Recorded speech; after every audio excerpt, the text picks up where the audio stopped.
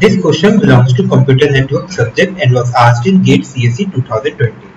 So the question states, assume that you have made a request for a web page through a web browser to a web server. Initially the browser cache is empty. So here we have our web page which is our user side web page like Chrome. Here we make a request to a web server. So we have a web server which has our website hosted, and our website may have some data and some images.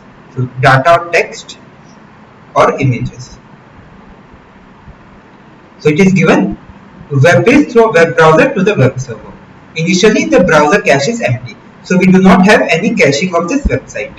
So caching is not present. So we basically need to go to the web server. Further, the browser is configured to send HTTP request in non-persistent mode. So we have persistent mode and non-persistent mode. So what happens in non-persistent mode is that after a request is satisfied, the HTTP connection is broken down by the server and new connection need to be established for a new request. The web page contains text, so it has text and 5 very small images. The minimum number of TCP connections required to display the web page completely in your browser is. So completely means we need the entire text and entire 5 images. So we need one TCP connection for getting our text. Then it is satisfied, so it will be broken down. Then we will need 5 TCP connections individually for the 5 images.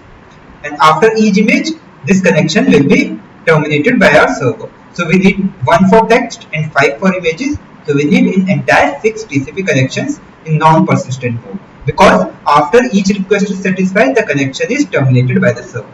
So correct answer is 6 for this question.